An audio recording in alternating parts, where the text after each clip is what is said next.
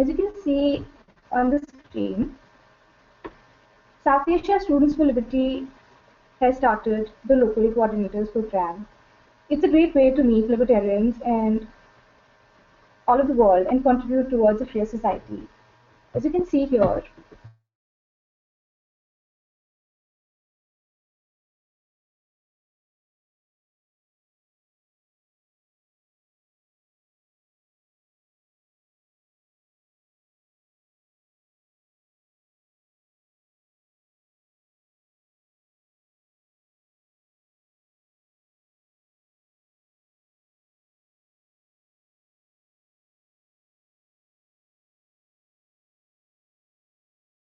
a guide to Introduction to Libertarianism.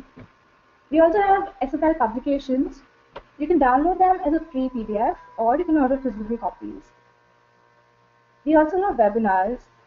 The current webinar would be uploaded there, and you can also go back and listen to the talk again. Other than that, we have left libertarian digital resources, Leading Liberty online courses, as well as other online liberty resources from other organizations. Now back to the webinar now. Today we have amongst us Mr. Chakravarthy Nalamotu. Mr. Chakravarthy is one of the brightest libertarians that we've met. He is the founder of Center for Individual Liberty, an organization that promotes individual freedom, capitalism, and free markets. Mr. Chakravarthy has an MBA in Finance and Economics from the Columbia University and a master's degree in Transportation Engineering from the University of Hawaii. He was elected academic representative at the Columbia University Business School. Mr. Chakravarthy lived in the United States for 2 decades and worked as a management consultant for several Fortune 500 companies. While living in the US in 2009, Mr. Chakravarthy wrote a book titled My Telugu Roots, which was later translated into Telugu. In 2011, he moved back to India with his family. He is the founder of Viswal Andhra Mahasabha, an organization that fought against the division of the Andhra Pradesh state. Mr. Chakravarthy no longer works in the corporate world. He has taken up agriculture in his native place, Nalgonda. He is a full-time citrus farmer. Mr. Chakravarthy is a libertarian and a capitalist.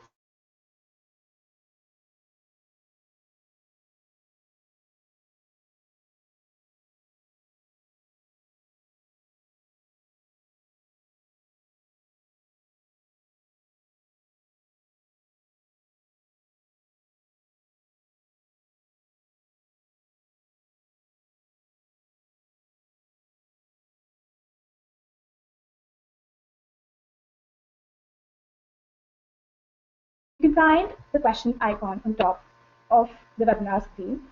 You can raise your hand and you'll be allowed to put your questions forward. Over to Mr. Chakravarthy now.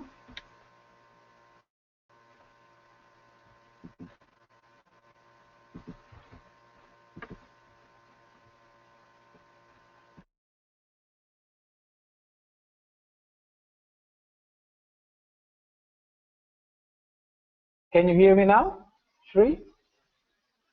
So, okay, yes, perfect.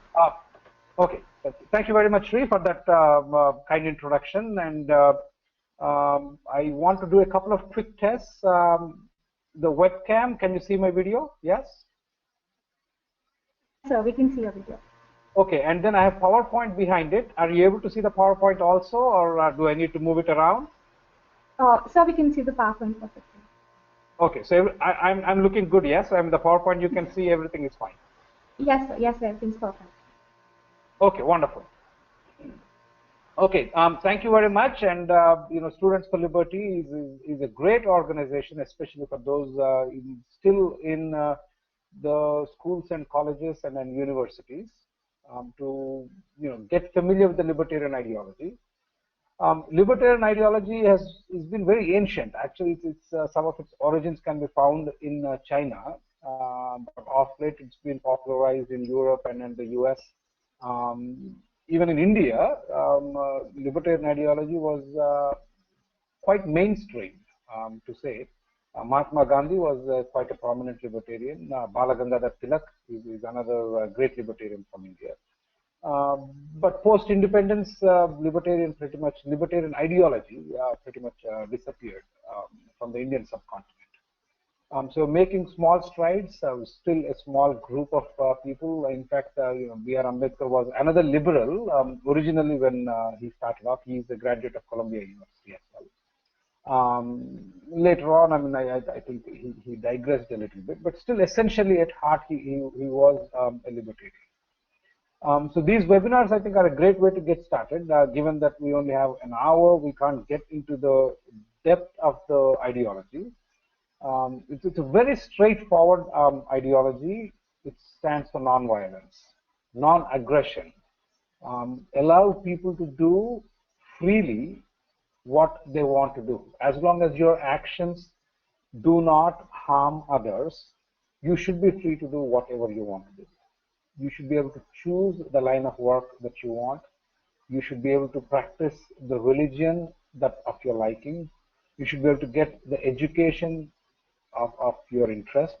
You should be able to choose the career that suits you, so on and so forth. But everything I've said in today's world is not, I mean, it sounds good. I mean, you should be able to speak freely. In fact, you're not allowed to speak freely.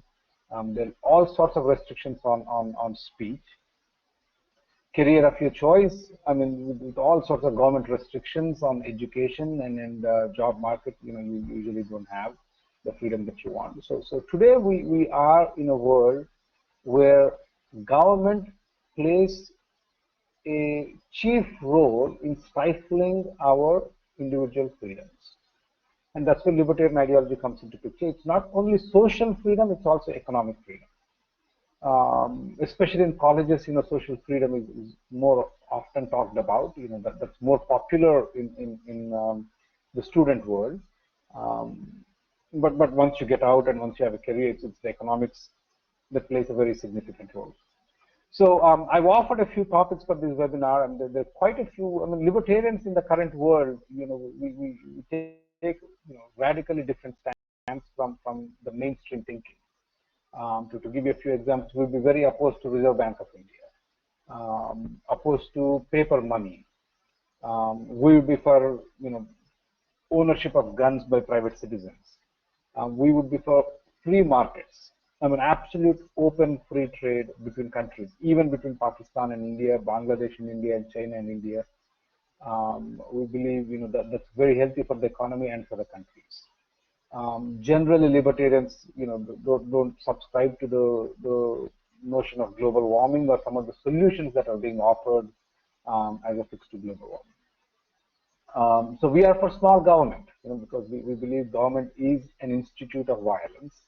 And here is where I'm going to quickly jump into Mahatma Gandhi. Mahatma Gandhi is not an ideal libertarian, but I like to use Mahatma Gandhi example because it just puts in the context that there are other leaders, Indian leaders, who have actually subscribed to what we believe.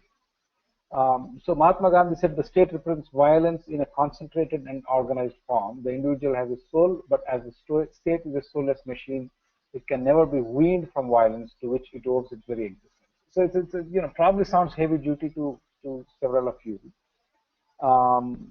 but what Mahatma Gandhi is saying is, the existence of the state. By the way, I didn't mention, if anyone has questions, do ask them.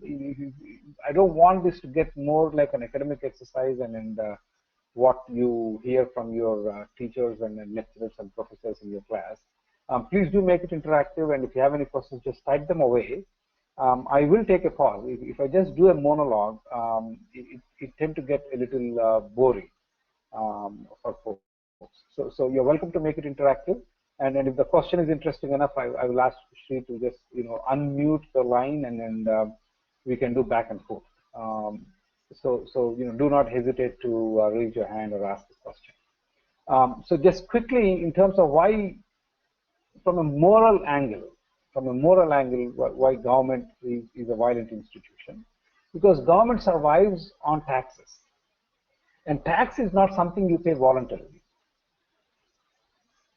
See, when you do a charity, when you try to help somebody from your earnings, you voluntarily give money out. So let's say you want to help a poor child to get an education. And you take money from your earnings and you give it to the poor child so that the poor child can go to the school and get an education. That's voluntary. There is no violence involved. Nobody is forcing you. You just have this feeling for a child who's not doing well. But then there is a right to education, which the government says everybody has a right to education, and we're going to force people to pay for it. And what we say, anytime a force is involved, morally, we libertarians feel that it's not right. Going back to taxation, tax is something it is forcibly taken from people. People don't voluntarily pay taxes. Every now and once in a while, you see these newspaper stories where say people in the U.S. and Europe actually don't mind paying taxes as long as they get their services. Untrue. If that is true, the government should not force people to pay taxes. It should say, voluntarily, everybody, send a write a check.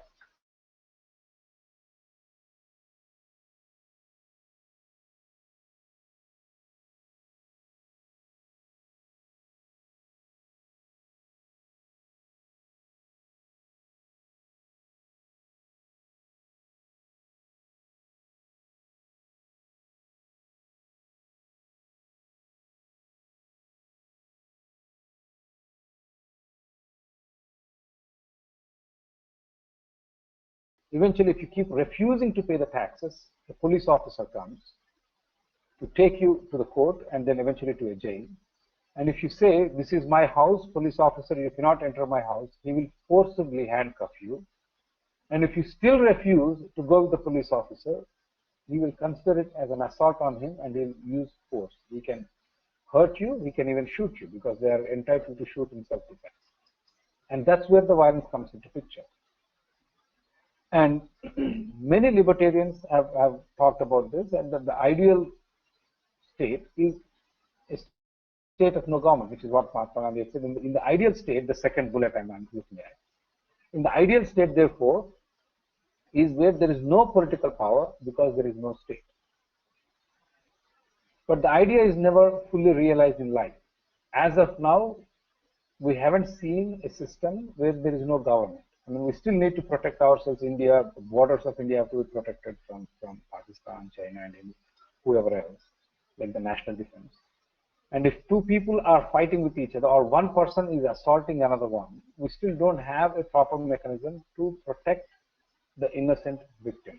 And that's where the police comes into picture. Those market systems have not been developed. And if there's a property dispute, my sister, if we are jointly owning a property and then I claim all of the land is mine, there is no clean way to resolve it. So generally, there are different kinds of liberty. There is no one liberty. There is no one dogmatic. There is no Bible for libertarian ideology. The different schools of thought. I happen to capitalist. I like Murray Rothbard, who's a libertarian. But there are a lot of, especially in India, there are a lot of fans for Ayn Rand. If you haven't read, that's a great place to start to understand libertarian ideology. Is Atlas Shrugged. Is a fantastic book. Let me check the time how I'm. Okay, I think I'm doing okay. I'm going to keep talking unless someone interrupts me. So please bear with me, and I'll try to keep it as simple as I can. I don't want to get too academic in this. So Ayn Rand is another one. If you haven't read, you absolutely should consider reading her book. It's very, very popular in India. She sells millions of copies still. Atlas Shrugged is one of her most popular books, and the other one is that's equally popular is Fountainhead. So Ayn Rand is a minarchist, is what they call, and I'm more leaning towards anarchist with some reservations still, but I generally don't like government at all. And Ayn Rand recommends, a judiciary, a court, a police, and national defense is needed. And there's someone like Milton Friedman, who advocates more role for the government, but he's still for free markets and capitalism, so on and so forth. Okay, so in terms of specific topic, if you just say libertarian ideology and then it's just too broad for us to get into, I was talking to Kiran, Sri, and Abhinav, and some of the leadership at Students for Liberty. We thought we'll pick some specific topics to talk about. and go through them, and then that would be a good starting point to familiarize some of you folks who are interested in libertarian ideology. So one of the topics I offered was monopolies. Is often used everywhere as a problem where government needs to intervene and protect the customers. So just a little bit about myself. Shri has been talking about it, and I'll give you some of the examples, real world examples that I have run into. As Shri has said, I lived for nearly 2 decades in the US. I was a management consultant. Back to India about 3.5 years ago. With a lot of interest in doing something in India, because when you are outside the country, you have this romantic vision of India. And a lot of things are happening. It's a great place to go back to and then help the country, serve the country. You can grow the economy. You can be part of its success story. But once you come here, you live here, you realize it's not as romantic as it looks. But then if you really deeply probe into what is going on, the fact that a lot of us are leaving India itself indicates that this is not a great place to live in. If we are really happy here, and we would be here, why are millions of people leaving India? And I also say people are not leaving India, but people are leaving Indian government. I mean, if you go to the I haven't lived in other countries for much longer, but if you go live in the United States, what you see, if you go to Indians, pretty much they eat Indian food, they watch Indian movies, their TV has all the Indian channels, they celebrate Indian festivals with more vigor than what you would celebrate in India. It's practically they live they create a little India within the United States, now that the population is quite. And what I always tell people is, Indians are not leaving India, but Indians are running away from the Indian government. Somebody needs to mute. Mr. Chakravarthy. Yes. Mr. Chakravarthy, we have 2 questions for you right now. How come I don't see the questions? Anyway, go ahead. I see it. Go ahead. So I'm going to unmute Steve right now. Okay.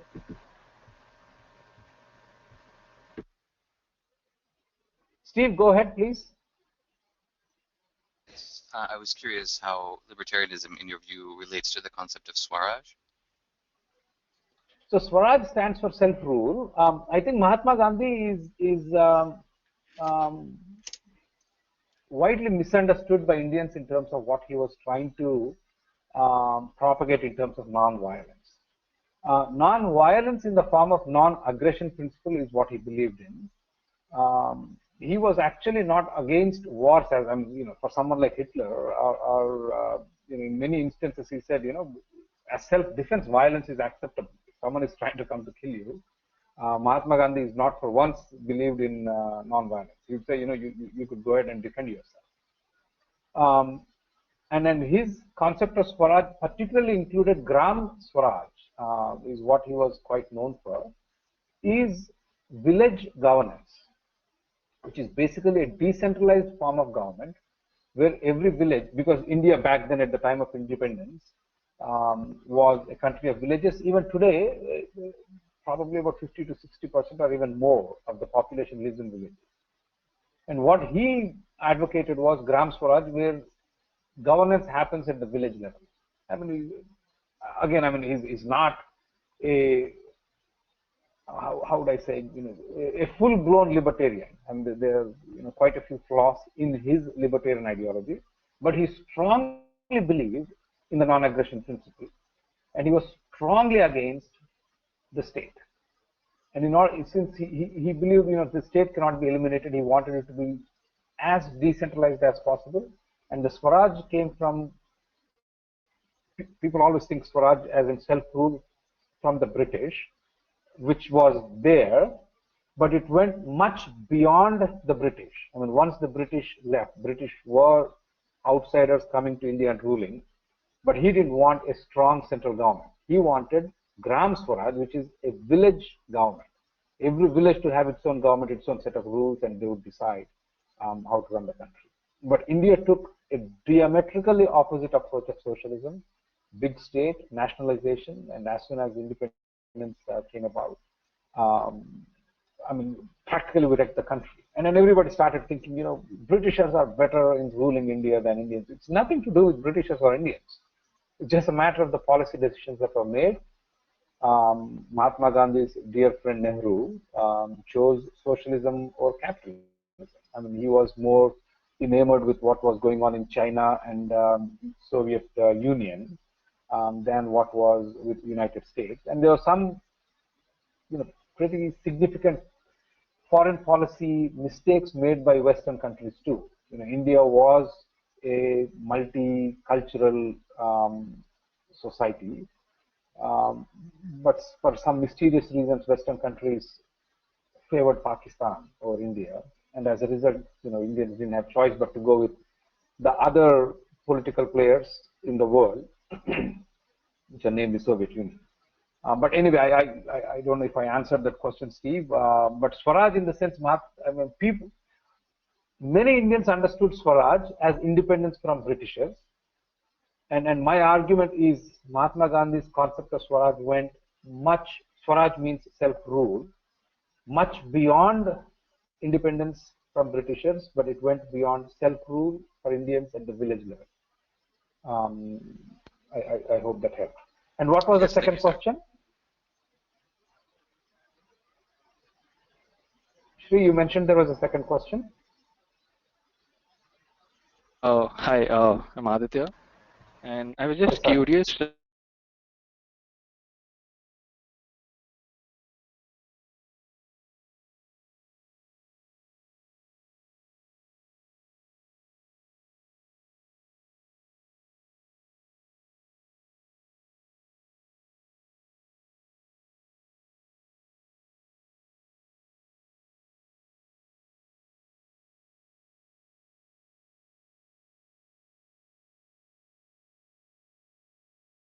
I'm sorry, I'll just complete my question.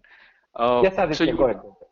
Yeah, so you were saying basically that services must be provided by the government so that the people can in fact go back and I mean just give a token of appreciation to the government, but the government needs funds to run such a big country. So where does the government get funds without people paying taxes? Don't you think it's away from practicality? So government should not provide services except where the market hasn't figured out a way to provide some of those services. For such as national defense is one I was talking about. Judiciary, good portion of judiciary can still be privatized, especially civilian resolution. And today, practically, the judiciary is dead. And if you look at the court system, the under trials, I mean, it's a shame what is going on. The majority of under trials are innocents. Literally, lakhs of people are locked away. They're all innocent people. The judiciary is a failure, and if you have a property dispute, it goes on for 20 years. It's a total, colossal failure. But still, market solutions do not exist. But the money that is taken by the government today, almost half of it goes just to pay the government employee salaries.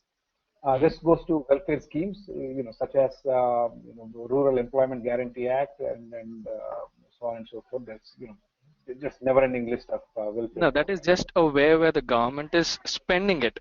It's not that the government is doing it on a purpose. I mean, it's just unintended wastage of money. No, I don't know if it is unintended. I think it is very well intended wastage of money. But what I'm saying is, so the taxation for some of these services, such as national defense and judiciary and maybe a police, is okay. But that I don't think is even 20% of the taxes go to that. The rest all goes to waste. That's one aspect. The second aspect is a regulation, which is a huge drain on the economy. When I came back from the US, I went to my village and everybody said, you came back, you lived there for so long, you have to do something for for the community here in terms of generating employment, so on and so forth. And then I started looking at buying a sick, unit there. And once I looked at what it takes, I mean, I said, it's impossible to do business here. It's practically impossible to do business. I mean, the taxation authorities you have to deal with, the electricity department you have to deal with, the environment department, everybody from top to bottom has to be bribed. I mean, and after that, there is no guarantee that you'll succeed. And in fact, you can be fairly certain you'll fail. And then that's when I went to agriculture, which was one of the least regulated. Even there, I faced a lot of hardship. This is where I'm going, and that's where we can get into the government monopolies question. But I think what you said in terms of government services, I'm absolutely opposed to the services such as I don't believe government has any role in areas such as airlines, railways, buses, electricity. I mean, water and roads we can still talk about. There are several examples of roads being privatized which we can talk about. But there are many areas where government should not even get involved, or even trade between countries. I don't think any trade restrictions should be put. These are all, I believe, are drag on the economy. Okay. Okay. Okay. Let me go through and then keep asking questions if you have any. I think it gets a bit more interesting when we do that. So in terms of monopoly, the reason I picked government monopolies. Anytime we talk about monopoly, people always talk about government has a role to play because private sector left alone without any controls, the unfettered freedom given to private sector will create monopolies or oligopolies where they'll start fleecing customers for profit. Is the main argument. And then I ask people, give me some examples of monopolies. I rarely get, I still challenge those who are on this call to give me some examples of monopolies which survive in the long run, which survive for, let's say, 3 decades, 4 decades. I mean, those are rare cases. I can give you a couple of examples for you. Alcoa, Aluminum Corporation of America, is usually mentioned as one case of monopoly. Again, now I think it lost its strength. New York Stock Exchange early on, for almost 30, 40 years, had a monopoly and without any government help. But anytime I think of a monopoly, the monopoly is always is a government monopoly. Private monopolies are rare. But again, if anyone on this call, if you can think of private monopolies, I would be really curious. So the original definition of monopoly, going back to a century ago or more, original definition of monopoly, again, I couldn't find the source for it, was actually a government grant for you to do your business with some protections. But now, they've changed and we live in a different world. So I looked up on the Wikipedia. What says a natural monopoly is a type of monopoly that exists as a result of high fixed startup costs of operating business in a particular industry. Because it is economically sensible to have certain natural monopolies, governments often regulate those in operation, ensuring that consumers get a fair deal. So basically, what they're justifying is, the railways being owned by the government. Again, I'm talking more in the context of India. Airlines, for a long period, they're justifying, and still we are going through the same. Electric utilities, electricity. I mean, if I give you some of the examples of harassment I have to go through with electricity department in India, it's just, you won't believe the kind of corrupt, inefficient, ineffective system that it is, with zero innovation. And then the water works, then the roads, very, very badly. These are the monopolies. These are all the monopolies. That Air India was a monopoly for a long period, but now it's not a monopoly, but still we are propping it up with our own money. And the concept is, when you have like electricity, the idea that is put forward is, if you have multiple players and if they're doing multiple lines of electricity, lines being laid to your homes, the distribution network. Right? So the electricity involves generation, transmission. Generation is the plant where electricity is generated. Then there is transmission, where the electricity is transmitted over long distances, from the generating plant And then there's distribution. Once you get into your local areas, now they have this distribution network. And what they said is, if you privatize it, then multiple companies have to do this, and it's inefficient, economically inefficient, to have multiple transmission lines, multiple distribution lines. So it's best for the government to take it over and then be one utility. But the fact is, I was looking upon Mises. It's another great website if you are already not on it. Mises.org, MISES.org, named after Ludwig von Mises. And then I looked up an article which says there are 6 electric light companies in New York in 1887, and 45 electric light enterprises that operated in Chicago. And prior to 1895, in Minnesota was served by 5 electric lighting companies, so on and so forth. And even in India, it actually started with private.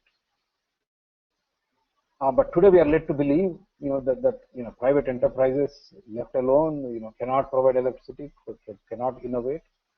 And I'm telling you, it's literal a hell to deal with the electricity corporation in India. I mean, I do farming. And I use bore wells to water my plants. I grow oranges, and I'm in the expansion mode. There's a piece of land we acquired. I'm trying to plant, and in order to get electricity to my piece of land, the hoops I have to jump through are just incredible. The corruption is so rampant that in order to get a transformer, I have to pay 50,000 rupees, nearly 50,000 rupees to the government, which is fine, which is the fee that you would have to pay. But there is a bribe you have to pay, which is about 15,000 rupees. And after all that, then you'd have to go in circles to these guys to get the work done. Now, the difference between private sector and dealing with the government is the following. You go to a car showroom to buy a car, and if you don't like, let's say you are interested in a Maruti Suzuki car, and if you go to the Maruti showroom and you don't like the car, from there you can go to a Honda showroom and then buy a different car.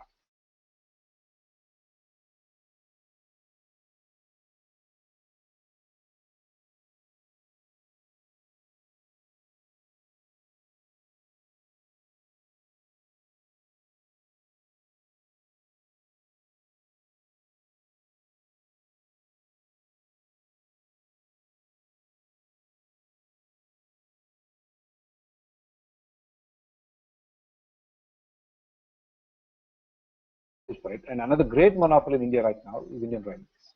In fact, railways around the world,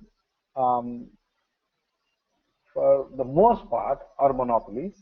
UK tried privatization with mixed results, and I don't know what the latest is. Japan privatized their railroads with good results. But again, once everything is owned by government, when you privatize it, if it is not properly privatized, wherein there is enough competition, and then they're just giving it away to one company, and then as it has happened in Delhi, I don't know if there's anyone here from Delhi. In Delhi, electricity was privatized, the transmission part, but they have divided Delhi into 3 parts and gave it to 3 companies. There is no competition as such. Delhi has been geographically divided. I think Reliance got a piece, Tata got a piece, and I don't know whoever got a piece. Still, the private companies are doing a better job than the government. But I mean, if you look at Indian Railways, it's a monster, it's inefficient, and the best way to see what is wrong with Indian Railways is their locomotives. I mean, you get into the railway car, you look at the railway engine. I mean, it looks like it came from Stone Age. And the world has moved on, and we are still stuck. And that shows the inefficiency. If you don't have competition, there is no need for you to work hard. I mean, if your job is secure, if your income is secure, there is no reason for you to innovate. And I'm not able to see the part of it, but Indian Railways in I think 2011. I can't, part of the window is covered up here by the application. 23,000 crores, I think, in 2011, and 24,000 crores to translate into billions of dollars. We are talking big money. India still is a poor country. 23,000 crores probably translates into about $4 billion back then. So we're talking about annually, Indian Railways reports a loss anywhere from $4 to $6 billion. $4 to $6 billion, which is supported by the government in terms of filling those gaps, which in turn is paid by the taxpayer. And in the past 10 years, 99 new line projects have been initiated with 60,000 crores. That's about $10 billion, and only one is completed. So after the British have left India, there's hardly any new lines that have been laid in terms of railroads. So it's inefficient to the core, but we still prop it up, and then everybody says we can't privatize. The moment we privatize, the cost will go up. It will become unaffordable. But we're all paying. But it comes through from indirect means. The taxation that they put on our fuel. I don't know if anyone realizes that in many of your states you pay about 65 rupees to 70 rupees per liter of petrol. That translates to about $1.10 per liter. Nearly 35 rupees is tax. If petrol sold in a free market without no taxation would probably will sell for about 28 rupees a liter in India, 28 to 30 rupees. The rest today is all taxation, and this is all the money that props up Indian Railways, Air India, so on and so forth.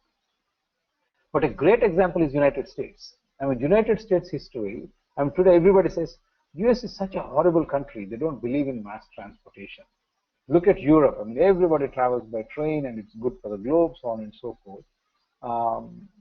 And a lot of them are subsidized by the government, propped by the government, so on and so forth. But United States has a great history. A lot of Americans actually don't realize in terms of railroads. Mostly built by, almost all built by private sector in the beginning. They had some help from the government in terms of the acquisition of land, and they were able to acquire some loans by influencing politicians. But for the most part, it was done by private enterprise. It's an unbelievable story. In 1865, they had 35,000 miles of track. Just in 10 years. The reason I'm giving this comparison is look at what is going on in India. Since 1947, this is 2016. Over 60 years, we could not lay any track. This is the government running railways. Very few kilometers. Minuscule. We can almost deem it as, they haven't laid any new railway lines. Look at in 10 years, in matter of decade, in the United States, we're talking 1800s. It went from 35,000 miles to 75,000 miles of track. And in another 10 years, it went to 125,000 miles of track. And back then, these were Googles and Microsofts. The railroad companies are like the Googles and the Microsofts of today's world. Or, if you look at airlines, it's like the Pan Am, like the big airlines, in the middle that came, like the United, the Pan Am, and all these. Back then, the railroads were like that. And by 1890, there were 1,000 railroad companies in the United States competing with each other. It was mad mela. Different price schemes. There were, railroads going bankrupt. One company buying the other companies. So all sorts of. It looked very. That's the problem with free market. Free market looks very complex, very chaotic, and people feel that chaos is actually not good. But through that chaos, through that competition is where a lot of value is where the customers enjoy. The funny thing about the US railroads was if you're traveling from back then, I'm talking in 19th century or late 1800s, if you're traveling from the United States to Chicago, the fare would be far less than if you're traveling from New York, if you're traveling from New York to Chicago, New York to Chicago fare was less than New York to Pittsburgh. Probably, I would say, 1/3 of distance. So short distances would cost a lot more, long distances would cost a lot less, and people would say, look at these railroad companies, how they are ripping customers off. And then again, this is where lack of economic theory. New York to Chicago, both huge metropolis, lot of volume, which helps the railroad companies to cut the cost. But New York to Pittsburgh, the volume is not there. So in order to recoup the cost of the tracks and the service and all, you would have to charge higher. But then you would always have these evangelists, these social servants who would come up and say, look, these private companies are looting people from New York to Chicago. Now I don't know the distance, but let's say it's 1,500 miles. New York to Chicago is, that's 1,000 miles. New York to Chicago is 1,000 miles. New York to Pittsburgh is 300 miles. Whereas New York to Chicago costs $300 and New York to Pittsburgh costs $1,000. And this is how private sector is looting you, and we need a government to come and set things right.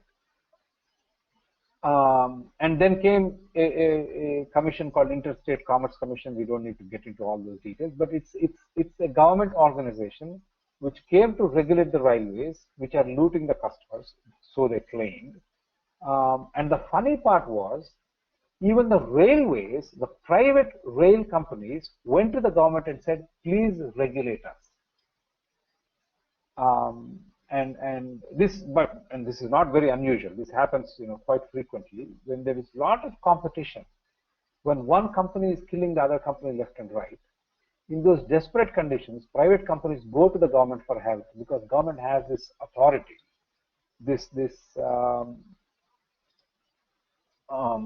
Sorry, let me see. There was a question.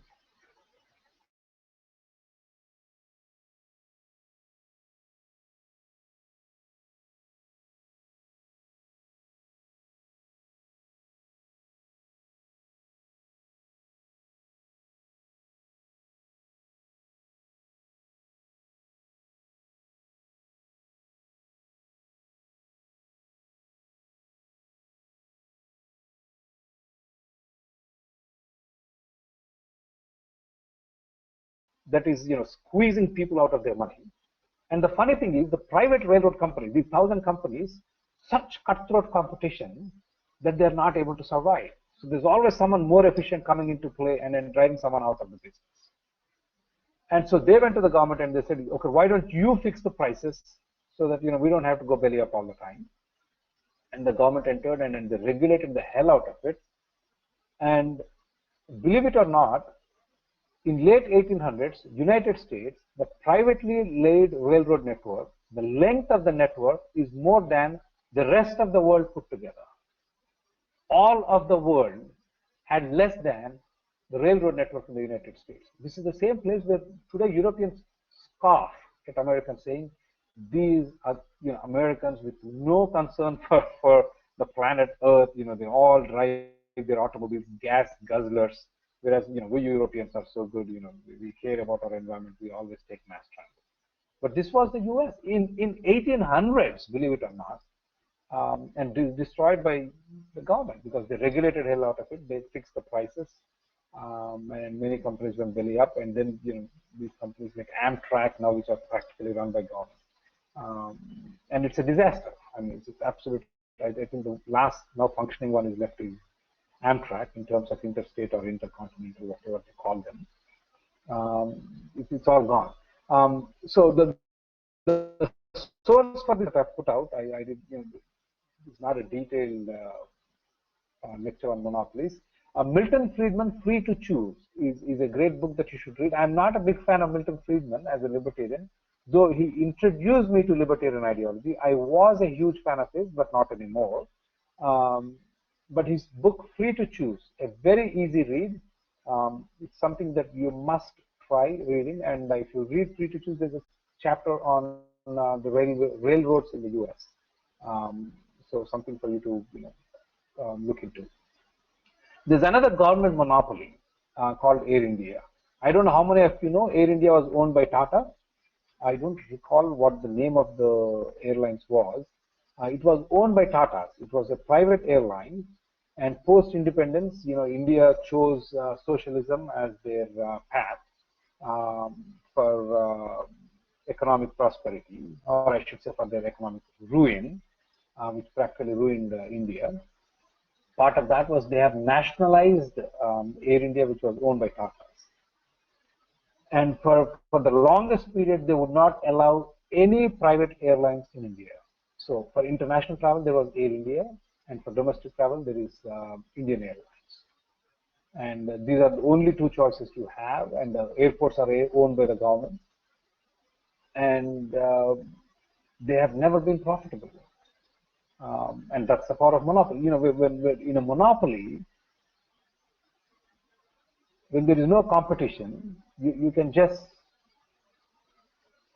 there is no need for you to be efficient. Your salaries are guaranteed and you can just go on and on.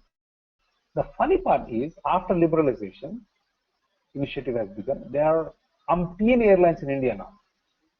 There is Indigo, which is the budget airline, the very popular airline. It's just like JetBlue in the US. I don't know if anyone from the US is on this call.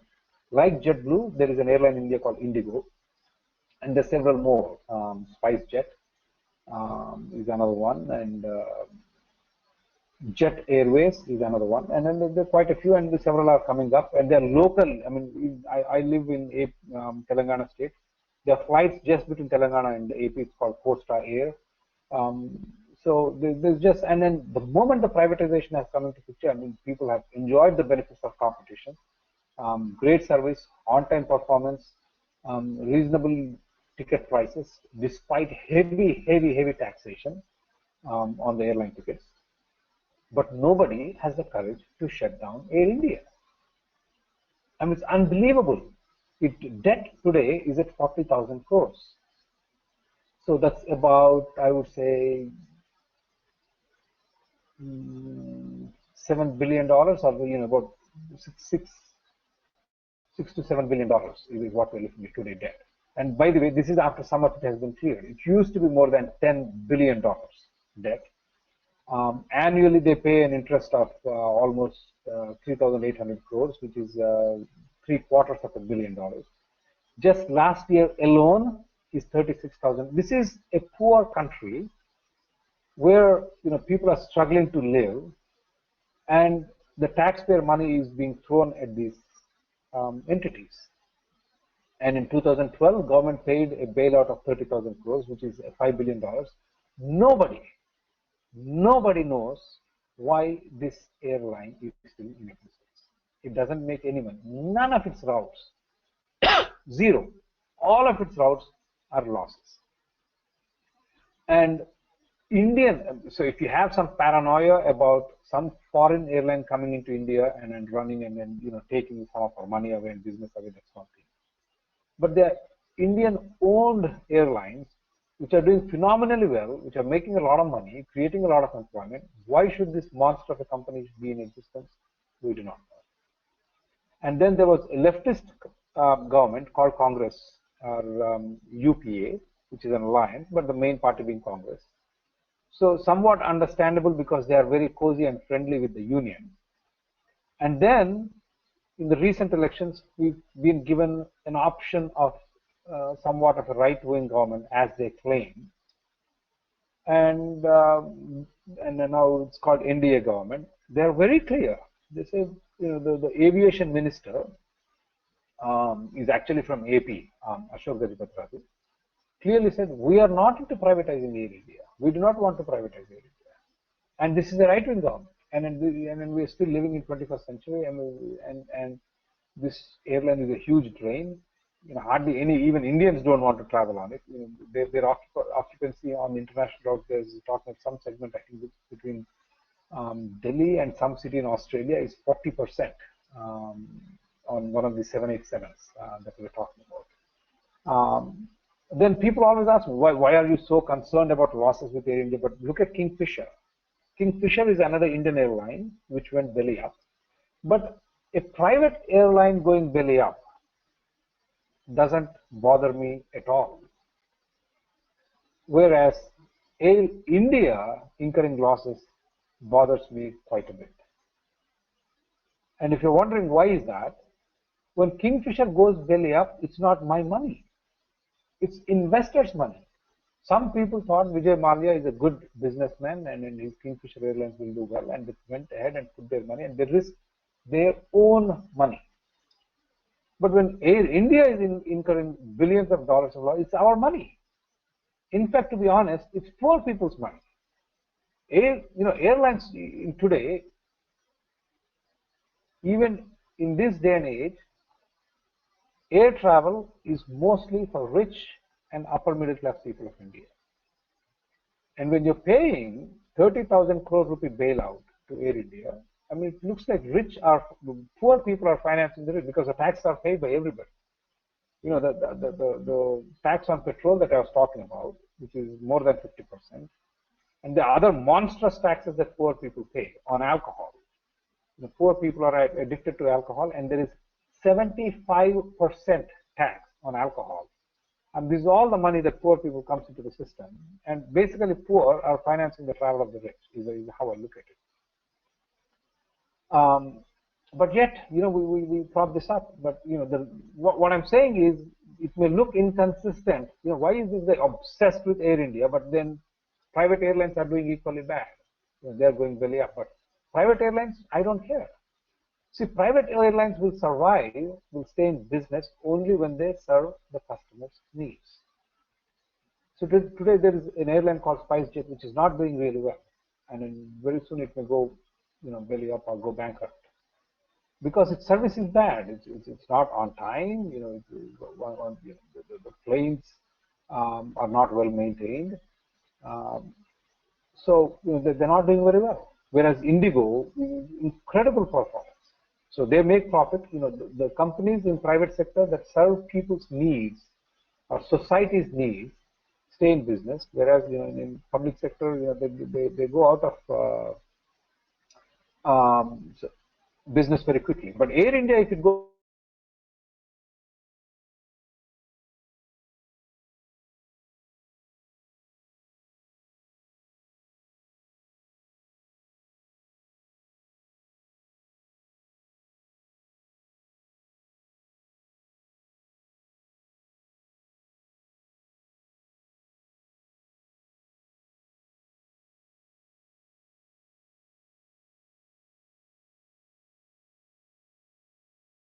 it gets boring if I just talk all by myself. If you have any questions, I'll certainly go through them. And then if you don't, then we'll talk about what's the next steps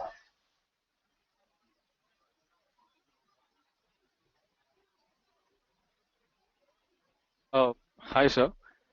So you were talking about electrical companies and they're looting the common people.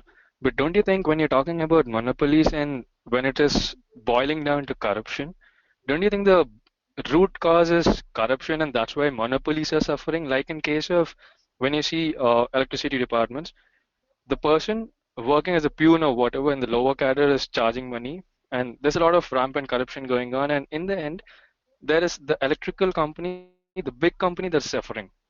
So don't you think? I mean, you get the question, right?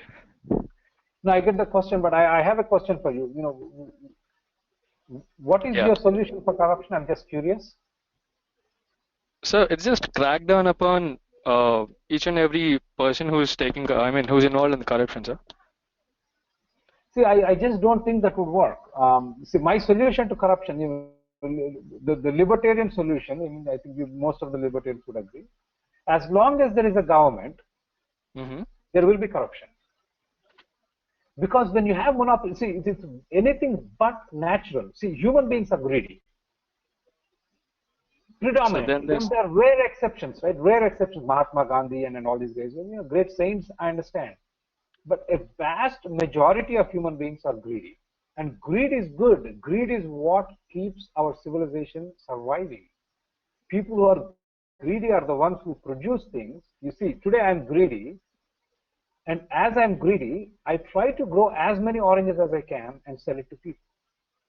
That's how I address my natural greed within that's in me. But when you are a government employee and if you are greedy, you use that monopoly power to extract rent. Agreed. See, that's the difference between private sector and the government sector. In the government sector, you're a non-producer is one. But your monopoly power, I'm stuck. I have to get electricity from you. It is natural to extract rent from the power that he has. The only solution, as far as I'm concerned, is to diminish the role of government. Get rid of it. And then I gave a lecture yesterday at the Rotary Club in Hyderabad, and that's a question they asked. Oh, if that is the case, United States has a very big government too, but looks like their corruption is not as bad. So how could you claim? I said the corruption in the United States is equally bad or far worse. See, we are an underdeveloped country. We are somewhat unsophisticated and kludgy in our corruption. United States is an advanced country. Their corruption is very advanced that you cannot easily detect. See, Bill Clinton was the president of the United States, and when he was about to leave office, I mean, you should read some of the articles. One of the poorest presidents, the poor guy doesn't even have a house to own. He has about $200,000 bank balance. Guess what? He gets out and he goes on a speaking circuit, and there are people paying millions of dollars for speaking for an hour. So these are all the people who had favors. He had done favors in the past. You know, Treasury Secretary leaves office. The guy makes poor guy, you know, someone with phenomenal experience. The poor guy makes only 100,000 or 200,000. But he gets out and he goes and joins Goldman Sachs and he's making, you know, 10, 50, 20, 30, 40 million dollars. What does it mean? And the guy, when he was in office, he made, you know, he did favors to people. Exactly. Dick Cheney gets out, gets on this, you know, board of directors and all sorts of defense companies. See, this is not straight bribe. But remember, Americans are an advanced economy. They're much smarter. So they do a very smart bribe. But doesn't mean they don't take bribe. You know, a campaign for a president's election in the US now goes into billions of dollars. Billion. And they're not, people are not foolish people who are giving this money. They want something back. It's corruption, but corruption is, and now they call it lobbying. What is lobbying? It is bribing. Right? So I mean, so my solution to corruption is that you should diminish the role of the government. And when you have a monopoly, it will lead to corruption, is my essence of my argument.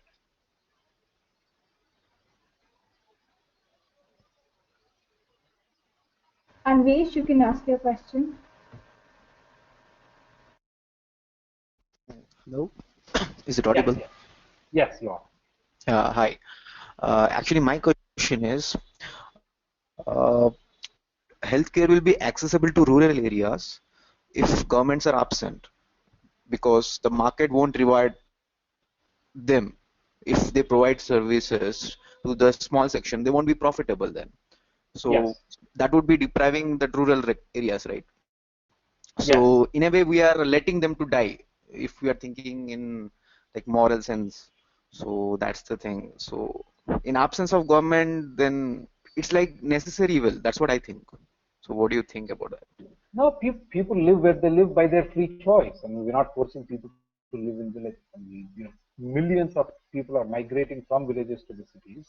That's one. But it's a myth that the government provides services to those that have access to these services in the rural areas. I mean, are there hospitals? I mean, which state are you from? Whoever asked the question. Anyway, you probably were muted out. Don't worry. I'm from Odisha. Sorry, Odisha. Yeah. So I'm, you know, your neighboring state. You're our neighbor. Yeah. No, there are absolutely no government medical services in rural areas.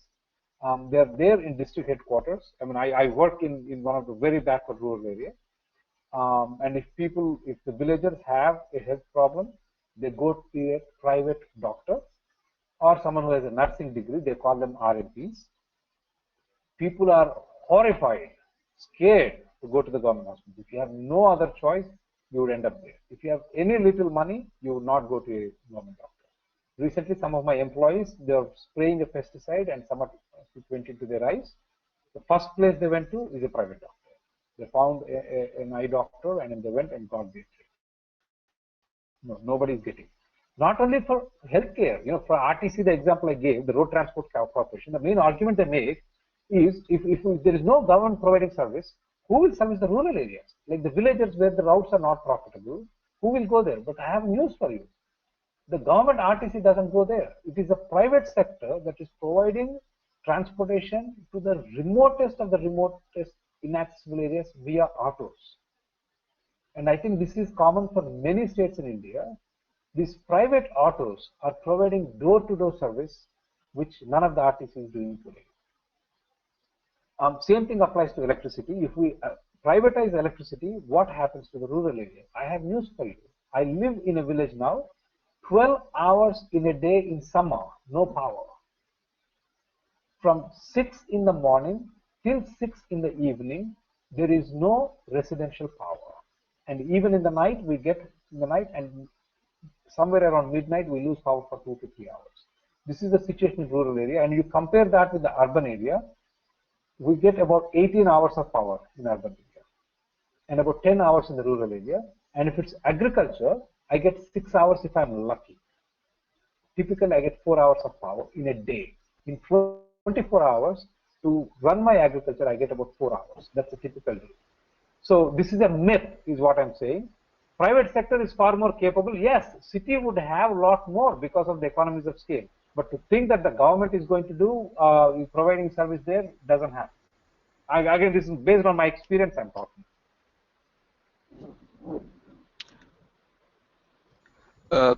So as I understand it, the essence of your argument is that monopolies are not efficient. But then if you look at the last decade, most of the companies like Airbnb, Uber, they've solved market problems and they're far more efficient than your regular, private companies. So I'm not saying private companies, but then they're better for the market. They're good for the markets. But and then they're monopolies. Yeah.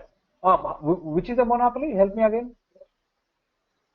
Airbnb is a monopoly. Uber, you could argue that there are alternatives, but then for most part of the world, Uber is a monopoly in what it does. Google search, in many ways, it's a monopoly. So it may not be in the most traditional definition, classical definition of monopoly, but then they are modern forms of monopoly. So good question. In fact, yesterday, Shri, Kiran, and Abhinav, we were talking and talk. I challenged them with the same question. You know, how about private monopolies? Can you think of any? They offered Google. Uber is a novel one.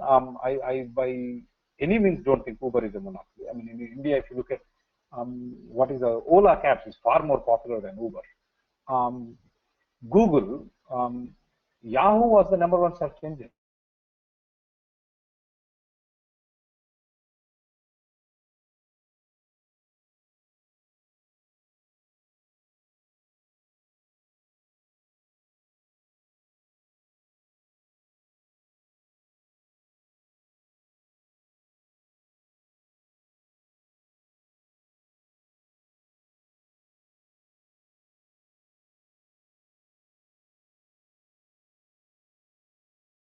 Just a matter of time. But we can't. Monopoly is where I'm stuck.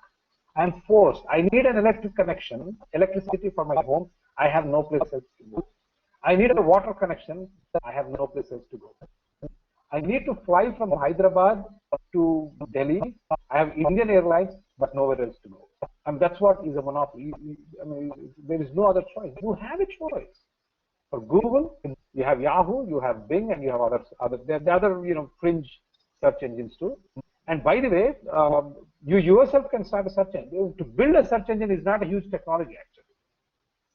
So it's a multi-billion-dollar area, and it's ripe for anyone. Low barriers to entry, very low barriers to entry to get in and then start a search engine and then start having people attracting people to yourself. But Uber, the fantastic service. But look at the competition that taxi for sure, Ola cabs. I mean, I've never used Uber, by the way. I've always used Ola cabs. Why? I don't know. Their marketing is better. Their product, they're local, they're Indian. I don't. Is Ola Indian? I don't know, but I use Ola. So there is enough competition. But in the long run, it is very, very hard to maintain monopoly unless you are the best at doing what you do. But Google as a monopoly, I don't subscribe, but they hold the large market share because they're better than others.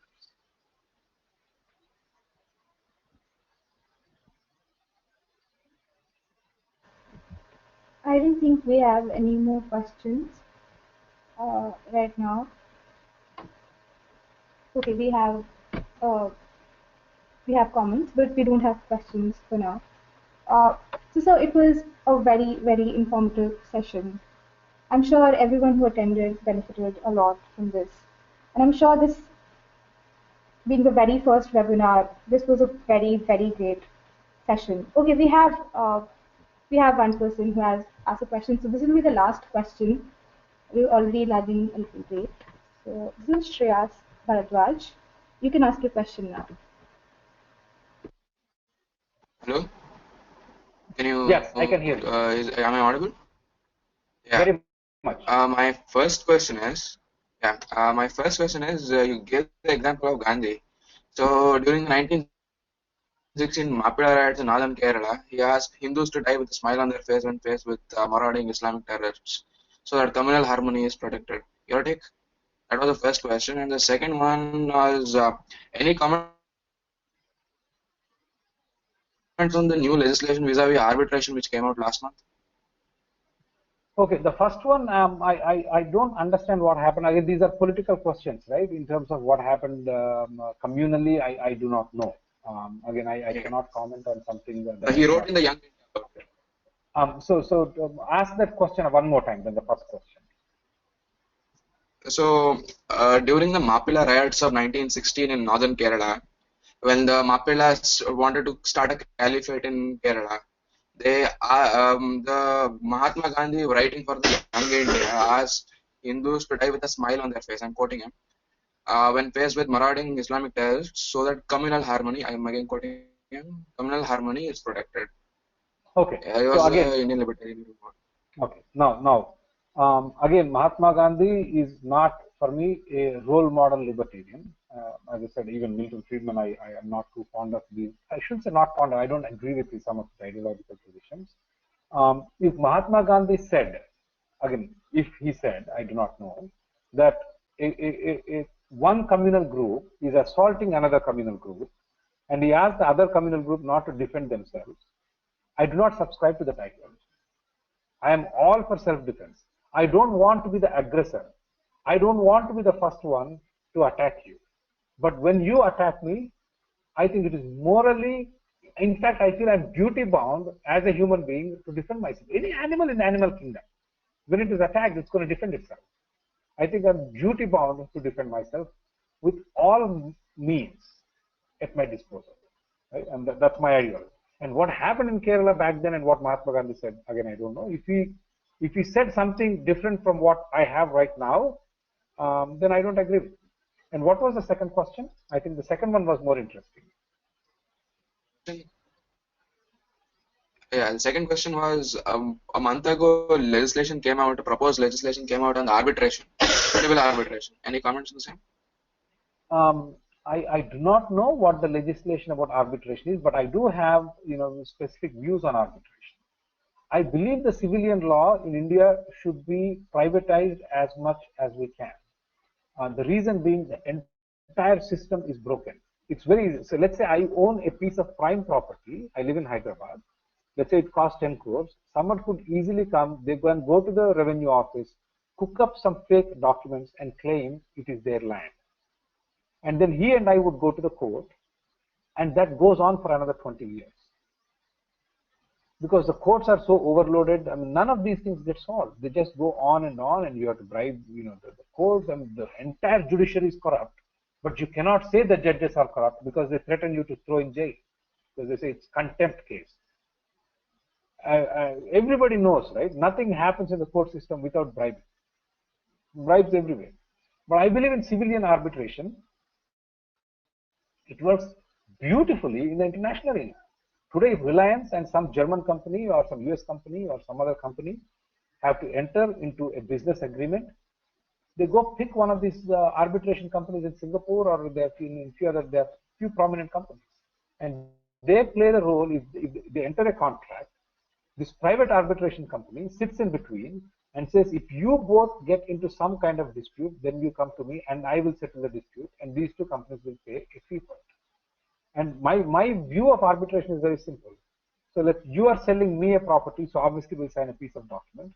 Underneath that, we both appoint a mutually agreeable arbitrator, wherein if you and I fight for any reason, we go to that arbitrator, And we say whatever you decide is fine. Now, why is this arbitrator going to be better than a judge? If the judge is corrupt, if the government legal system is corrupt, why can't the arbitrator in the private sector be corrupt? The reason being, his reputation is at stake. Why would you and I go pick an arbitrator? Because that arbitrator has a reputation as being a good arbitrator. He makes fair decisions, and he has expertise in certain area, right? Let's say he's an expertise in real estate. He has expertise in pharma. He has expertise in technology. So he has a market recognition, and if he makes some of these bad decisions, his reputation will fall, and as a result, he will lose his business. Today, a judge in India can give any decision he wants, side anybody he wants, take any bribe he wants. His salary is secured, his job is secured. And I am very much for arbitration, and I don't know what this legislation that came about a month ago. I wholeheartedly welcome if there's any private arbitration part of that legislation. With this, we'd like to wrap up our session. So it was an absolute pleasure to have you host the webinar. I think what we've talked about here today with respect to the Indian subcontinent was extremely relevant to the discussion about South Asian libertarianism. Because, and this is what I've realized, while reading about libertarianism, we often come across examples which are not so contemporary.